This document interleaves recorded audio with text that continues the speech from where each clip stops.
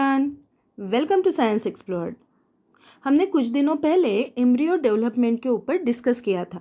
उसमें हमने embryo development के ये सारे स्टेप्स डिस्कस कर लिए हैं, बट उस वीडियो में हमने फीटल डेवलपमेंट इतना डिटेल में नहीं देखा था। सो आज हम सिर्फ फीटल डेवलपमेंट के ऊपर ही डिस्कस करने वाले हैं। मीन्स बेबी ये मदर वूम में कैसे स्टेप बाय स्टेप डेवलप होता है, यही आज हम इस वीडियो में डिस्कस करेंगे। बट जिन्होंने वो वीडियो नहीं देखा है उनके लिए मैं यहाँ पे कुछ बेसिक बातें बता देती हूँ ताकि ये वीडियो समझने में आपको आसानी होगी। जैसे कि हमने लास्ट वीडियो में ही देखा है कि जो बेबी होता है 9 मंथ का जो पीरियड होता है वो baby step by step grow करेगा और 9 मंथ के बाद उस बेबी की डिलीवरी हो जाएगी। तो वो स्टेप्स कौन से हैं? वो है फर्टिलाइजेशन, ब्लास्टोसिस्ट डेवलपमेंट और ब्लास्टोसिस्ट इम्प्लांटेशन। ये 3 जो स्टेप्स हैं उन्हें हम कंबाइनिंगली जर्मिनल स्टेज भी कह सकते हैं। 4th स्टेज रहेगी एम्ब्रियो डेवलपमेंट, जिसे एम्ब्रियोनिक स्टेज भी कहा जाता है, और जो लास्ट स्टेप है वो है फिटल डेवलपमेंट, जो कि है फिटल स्टेज। सो बेसिकली जो बेबी है वो 9 मंथ में इन 3 स्टेप से होके ग्रो करेगा और बेबी की डिलीवरी हो जाएगी। तो अभी हम समझ लेते हैं कि ये जो फर्टिलाइजेशन है ये क्या है। तो फर्टिलाइजेशन ये एक प्रोसेस होती है जिसमें मेल जर्म सेल, जिसे हम स्पर्म भी कह सकते हैं, ये स्पर्म फीमेल जर्म सेल के साथ, मतलब एग के साथ ये कंबाइन होगा।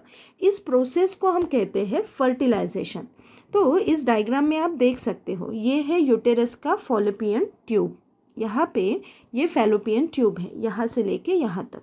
ओके अब ये इस यूटेरस के अंदर जब स्पर्म आएगा तो ये स्पर्म इस फैलोपियन ट्यूब के तरफ आएगा, और ये जो ओवरी है, इस ओवरी से एक एग रिलीज होगा। अब जब इस एग के साथ ये जो स्पर्म है ये जब फ्यूज होगा तो उस प्रोसेस को हम फर्टिलाइजेशन कहते हैं। मतलब जब स्पर्म ये एग के साथ कंबाइन होगा तब उस प्रोसेस को फर्टिलाइजेशन की प्रोसेस कहा जाता है। ठीक है, तो सबसे पहले जो प्रोसेस रहेगी वो कौन सी रहेगी? फर्टिलाइजेशन की प्रोसेस।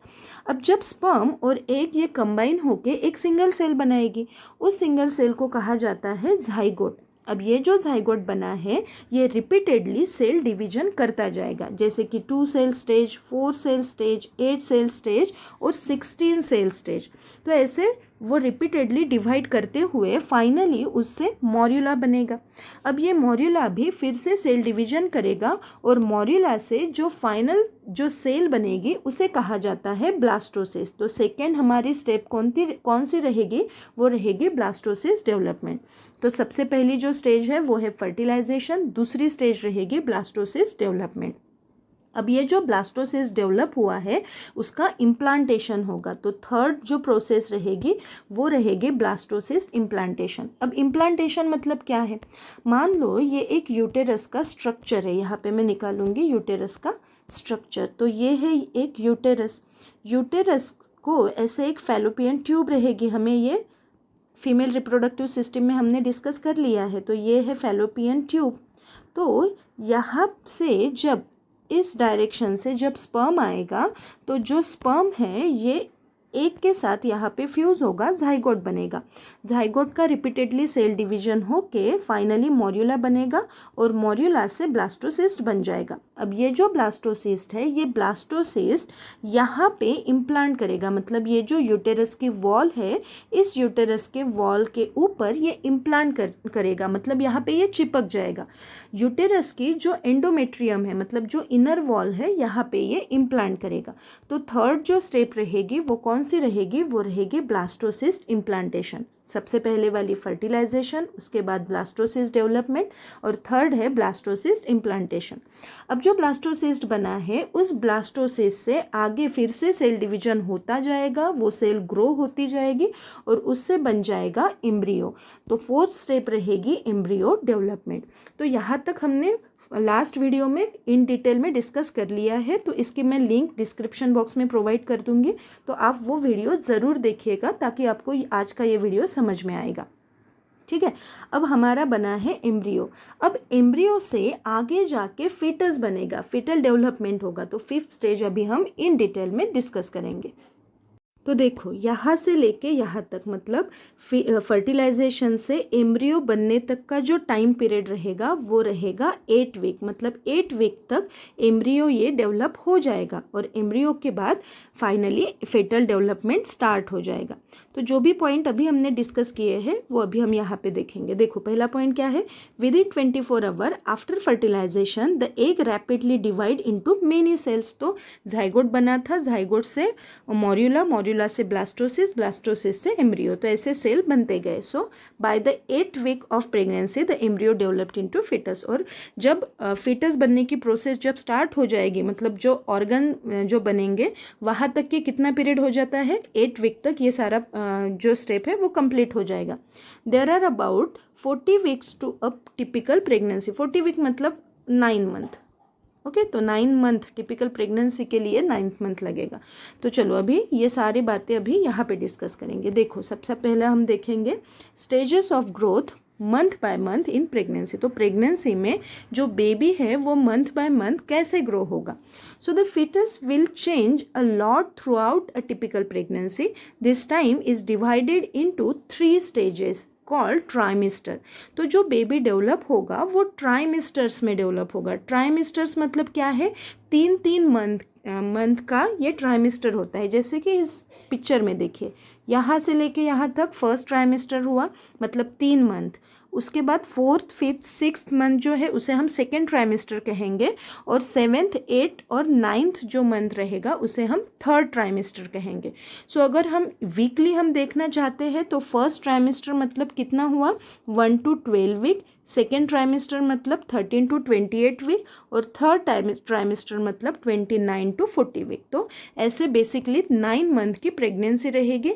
इस 9 मंथ में जो बेबी है वो डेवलप होगा और पूरे ऑर्गन डेवलप होने के बाद 9 मंथ के बाद बेबी की डिलीवरी हो जाएगी। ठीक है, तो ये सारे 3 ट्राइमिस्टर जो है उसमें बेबी में और मदर में क्या डेवलपमेंट होता है यही अभी हम देखेंगे।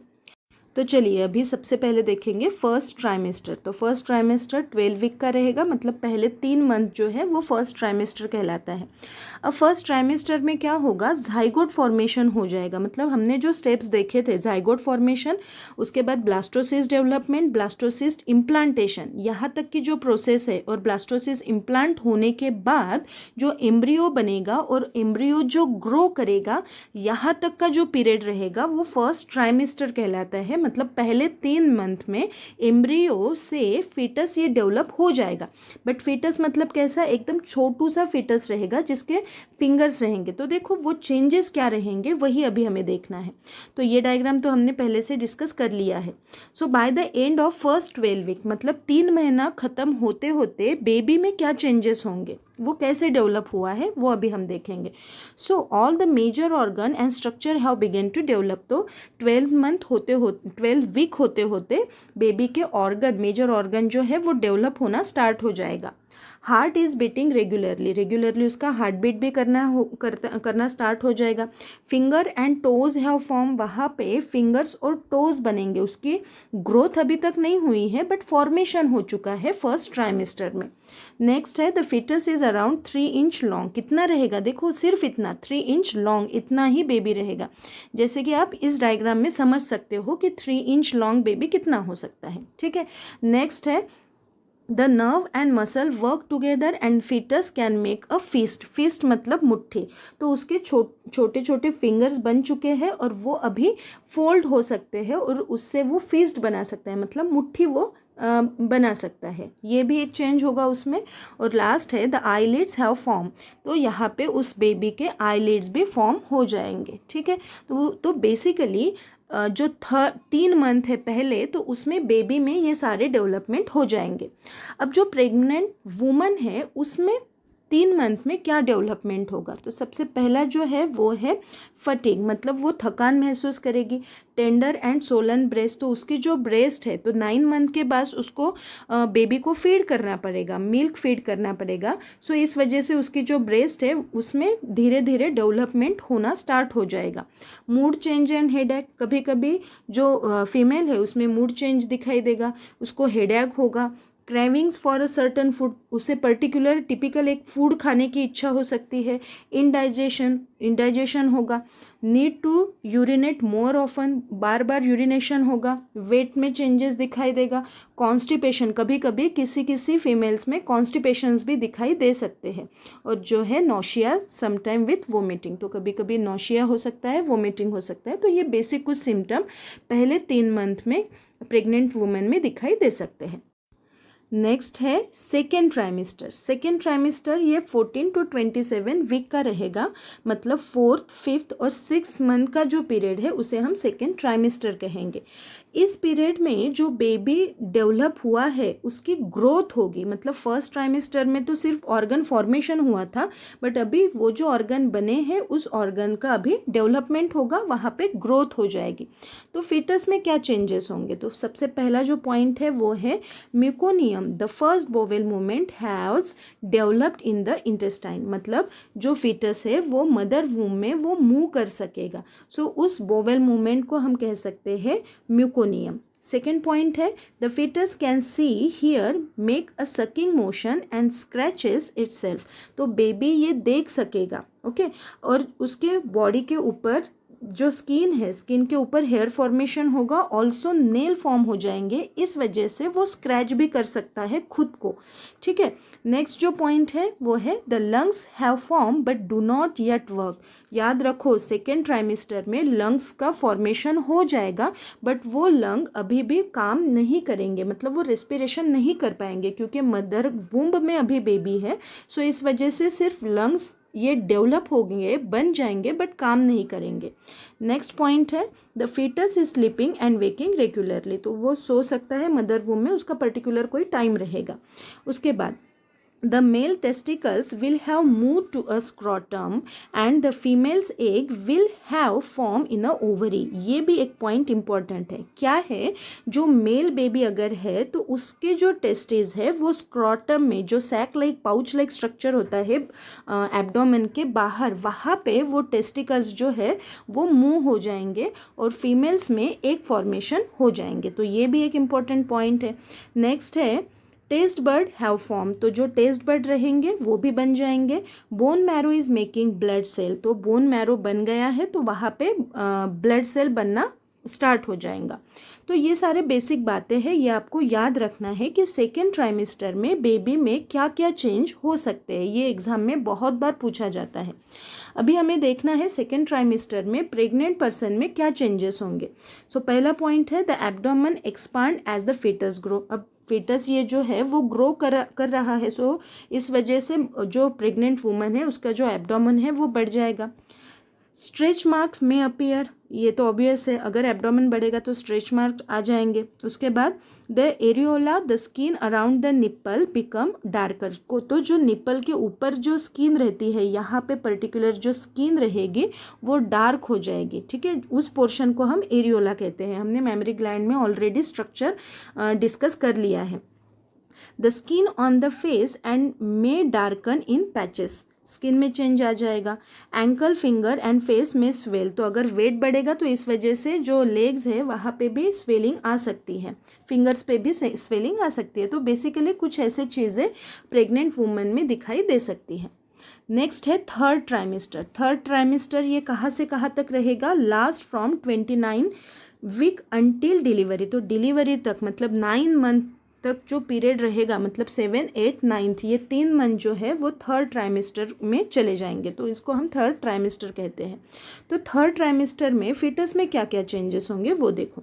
Most organ and body system have form, तो ऑर्गन तो बन जाएंगे, बॉडी सिस्टम मतलब सर्कुलेटरी सिस्टम, रेस्पिरेटरी सिस्टम, तो ये सारे सिस्टम बन जाएंगे, have form and they will continue to grow and mature, और अभी भी वो ऑर्गन जो बने हैं, जो सिस्टम्स है वो ग्रो करेंगे और मैच्योर्ड होंगे ये थर्ड ट्राइमेस्टर में, मतलब थर्ड ट्राइमेस्टर में मैच्योरेशन का पीरियड रहेगा, ठीक है।